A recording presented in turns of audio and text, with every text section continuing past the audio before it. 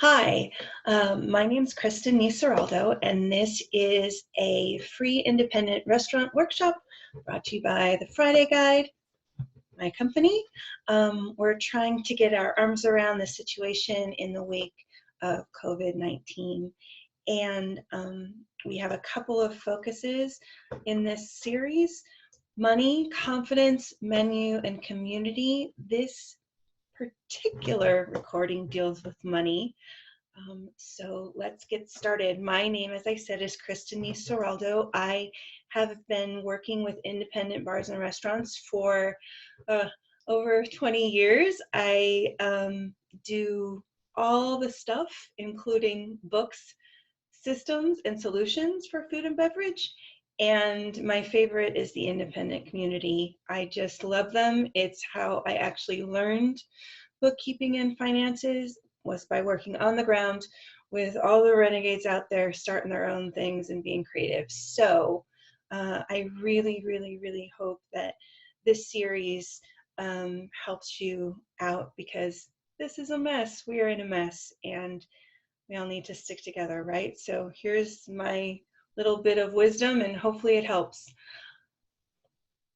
My approach to everything with regard to finances and systems for food and beverage, particularly independence, is to make things as simple as possible without sacrificing the particular taste that either that owner, that business, that particular restaurant has. So what is the thing that makes them tick? What is the thing that is easiest for them?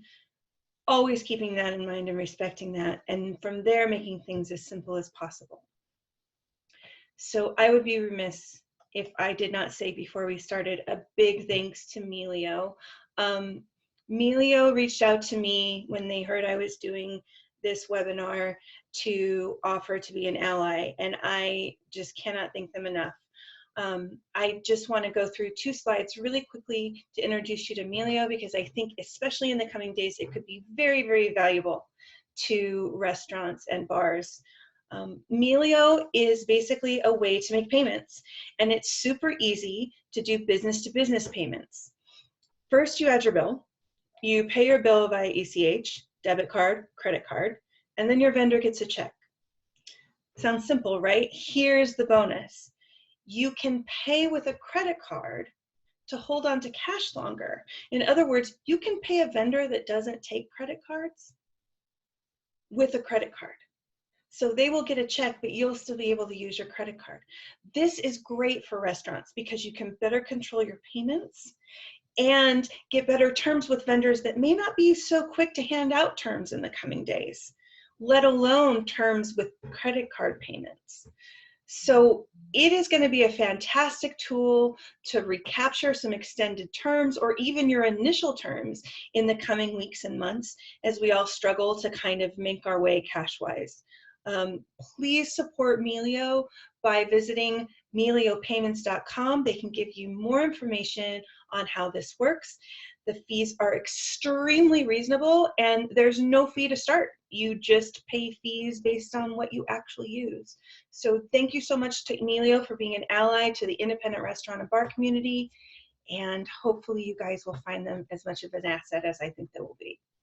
So let's get started with 5 numbers you need for crisis. This is real. Critical calculations for food and beverage. I know that most of you out there are going 1,000 different directions at once.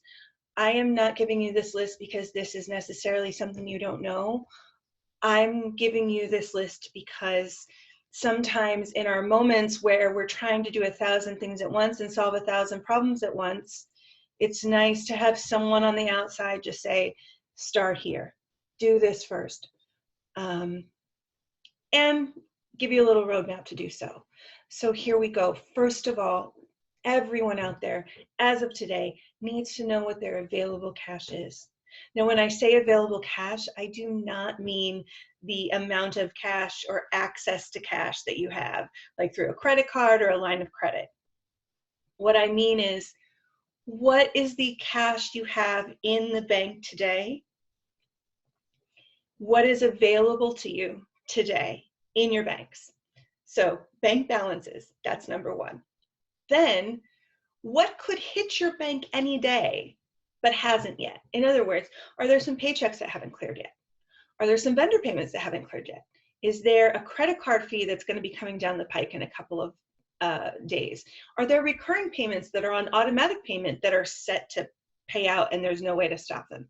You have to take those into consideration too, because basically you could wake up tomorrow and all those things could go through. In addition, what are the uncleared deposits that you might not have yet? For instance, are your sales from 2 days ago actually deposited into the bank yet? Do you have money sitting in the safe? Do you have customer payments, like maybe through a third-party vendor that haven't been given to you yet? Like, let's say maybe you're already doing to-go and you're owed some money by Grubhub or something. What are those payments that you are 100% going to receive in the next few days? What I don't want to, I say 100% for a very specific reason. What I don't want you to include in this number is something like, well, so-and-so said they were going to pay me on Friday. That's fantastic. I hope that so-and-so does pay you on Friday, but I don't want to assume that they will. I want to know exactly what is going to happen, what is already in the process of happening. The point is that your available cash number is the number that your bank would be tomorrow if everything that was already in process to happen happened. How much cash would you have in the bank? We do not want to count money you do not yet own. That's the point. And the reason for getting this number is not to feel bad. It's not to say that you don't have any other access to any cash and you can't take any other cash into consideration. No, it's a starting point. We want to make sure this starting point is different than all the maybes. All the maybes are very important, but we need to know what the definitelys are first. So that's available cash. Number two, what's your enhanced occupancy? Now, this is kind of a weird thing. Occupancy costs are basically what it costs you to be in the world at a certain location, so your rents and all that stuff. And I actually include those kinds of expenses here under physical. Rents, parking rents, maybe pest control, property tax, all that good stuff. Utilities like gas, electric, trash, that kind of thing. And then virtual, what's your virtual occupancy? This one is not usually included in occupancy, but I'm including it here because the number we're trying to get at is the number that you would have to pay if you were closed.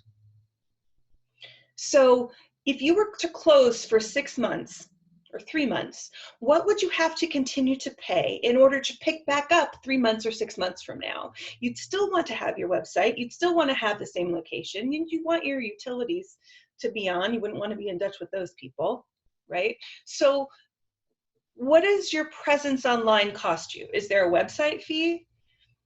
Is there, are there fees to remain connected to your licenses, your beer and wine license, that kind of thing? It's your registration as a business, right? Even the state taxes, the corporation fee, all those things. It's not your physical presence, it's a virtual presence of your business being a business in the world.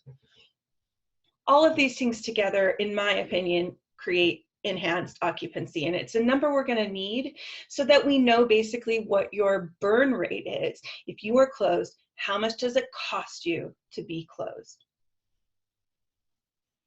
Number three, what do you owe for your employees? Even if you're closing for a time, they're going to need last paychecks. Even if you're not closing, if you're doing to go and take out only, and maybe it's going to be run by managers and not hourly employees, those people that you may be laid off, they still need their final paychecks. Do you owe anyone money in terms of, did an employee pick up, let's say, bakery items on their way in once? Or maybe you were supposed to reimburse people for their uniform purchases, things like that. What do you owe out to those employees? In addition, what have you withheld from their paychecks? What are the withholdings? Payroll taxes. Maybe you withdraw for insurances, like AFLAC or even their medical insurance. And then on the topic of insurance, how much of the employee's insurance do you pay, if any? What are the things that you're paying out that relates to your employees? Maybe there's an HR fee. That's employee related. Are there any outstanding advances for your employees? I'm guessing if you're an independent restaurant, there probably is a 50% chance that there are. Why? Whether or not you're going to make that be paid back with their last paycheck is not what putting that number here is about. What we want to know is who owes and how much do they owe. We just want to know the balances so that we can get a clear idea of what we're actually owed and what we actually owe out for employees. And then in addition, I want you to list all the benefits you're giving employees and the cost of those benefits that may not fall under these other categories. So we're getting an idea of what we owe for employees. Whether we're going to continue all those things or capitalize on all those things or collect on all those things is a different story. But we want to know what we actually have going on now so we can make good choices about what to cut, what to downsize, what to keep doing, what to forgive. Speaking on the topic of forgiveness, I specifically put what do you owe for employees rather than what do you owe to employees. Because I feel like independent restaurants especially, and independent bars especially, really do operate like a family. And a lot of times our loyalties and the amounts that we feel we owe to our family, our workplace family, can be very high. I know it's part of the stress that a lot of restaurant and bar owners are feeling now. They're gutted that they're having to lay people off. They know that switching to go and pick up might be okay for them, but it doesn't do anything for their tipped employees. And so they are trying to do all they can and support all they can. This list is not about that. And this list doesn't preclude you from still making those choices. What this list is about is figuring out the money so you know what kinds of choices you're in a position to make. You may find you actually have more options than you thought, but getting a handle on all these expenses now allows you to make real, lasting, priority choices that are aligned with the kind of business you want to be and the relationships that you value. Speaking of that, it's not just employees that many of us feel loyalties to. We also have customers and vendors that are like family. And so figuring out our outstanding balances with both vendors and customers is critical to know what we can promise them to do, what we might be able to negotiate, but we have to know those numbers. In addition, finding out the outstanding balance on sales, what we might still be owed in terms of sales, but also what our sales have typically been over the last week or so we can get a good handle on how much the business may have taken a hit, and then communicate those numbers to insurance providers, government agencies that might be extending financial support, nonprofits, all of that stuff. In addition, we have liabilities. We have things that we've been collecting on behalf of the government that we need to pay to the government, like for all states except for I think 4, sales tax, and certainly payroll taxes and all those things. Knowing those balances that you are legally obligated to pay is really important. Now, it could be that the government gives us extended terms for those kinds of things, maybe says you can pay late without penalty up to 6 months, whatever it is. That is fantastic, and that's a tool you can use once you know all your balances. But in the meantime, we got to know the balances first. So listing out these things can be tough. I know it's a lot of information. Here's the part where if you have a bookkeeper or an accountant that's working with you more often than once a year, it can be invaluable because you probably have access to all this stuff straight away. If you don't have a bookkeeper or an accountant that you're working with regularly, first of all, I am very, very sorry, because they would be very valuable now. But what's past is past. It doesn't matter. Right now, there are ways that you can go about getting this information. And I'm going to give you some information at the end of the webinar for how to do that, how to get some help with that for no cost. So, but these 4 categories, very important. Finally, let's talk about inventory. I know that a lot of, especially smaller restaurants that have really, really fast turnover on food, don't bother with inventory, except for maybe once a year, once a quarter. I'm just going to put it out there. Everyone in the middle of this crisis, every independent bar and restaurant needs to do inventory today. The reason I say that is because it's going to allow you to put a stamp in time about what your business was worth, what your assets were. You know, in the restaurant and bar community, we use a lot of perishable things. And if you're forced to close, I mean, bars, you have beer sitting in kegs, like just disintegrating, and you may do takeout. You know, independent restaurants out there might do takeout, but they're not necessarily doing a lot of salads for takeout. Their lettuce might be wilting, and that's assuming you get customers for those kinds of fresh products rather than more travel-friendly products. So it really is important to lock down where you stand. And that's why I'm encouraging you, when you take this inventory, to add a couple of categories to your inventory for each item. Please note down if it's perishable. If it's returnable, by that I mean, is it open? Is it a grocery? First of all, is it not perishable? Second of all, is it a grocery item that's not open? And third of all, did it come in a case where the individual items might not be open, but the case is open? If you've got, basically, if you've got a product that isn't immediately perishable and isn't a meat product and is still like in its original cases, like a case of beer or 5 boxes, like a pallet of rice or something, don't open it.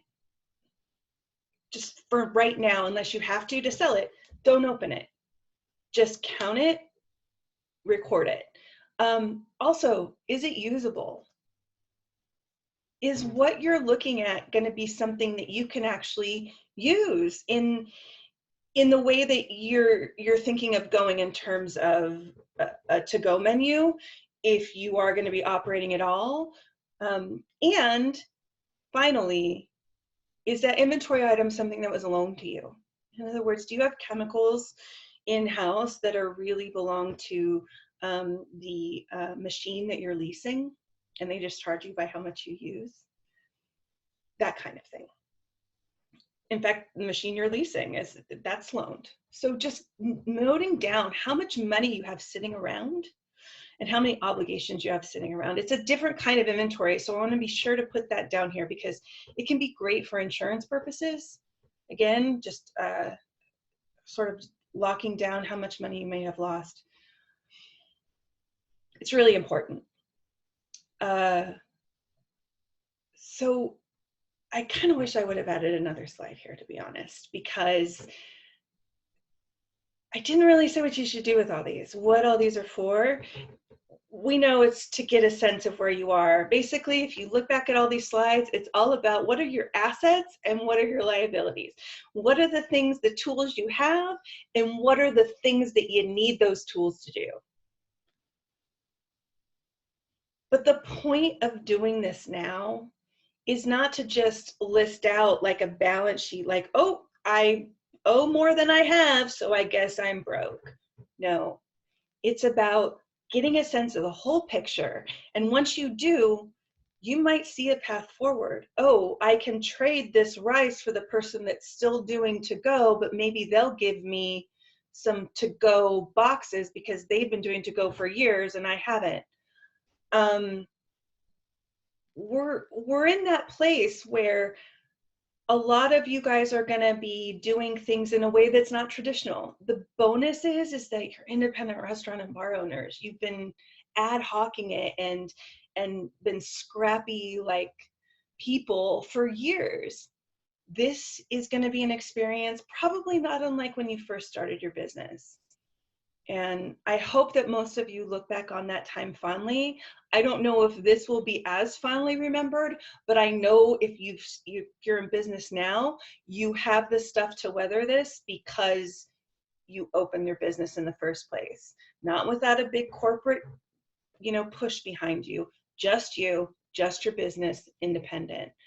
You guys can make it. You can make it. You just need to be honest about where you are so that you can see the way forward. These 5 numbers will give you an excellent view of where you are, as well as what tools you have and how they can be leveraged to get you to where you need to be. Going forward, I will be offering some workshop type environments where people who don't have access to bookkeepers and accountants on a regular basis can come, ask questions, and get a little bit of help and just guidance and cheering along for getting to these 5 numbers. It's going to make you feel empowered to feel like you have a handle on that part of your business. I hope this webinar has been valuable. Please, if you have any questions, feel free to put them in the chat below and I will get to them as soon as possible. I will also put links for some tools that I have that can get you started on these, as well as information on my website, thefridayguide.com, about upcoming workshops and study halls and webinars. Okay, everyone take care out there, and yeah, just take care of yourself, stay yourself, be strong, and let's all together save F&B. All right, take care.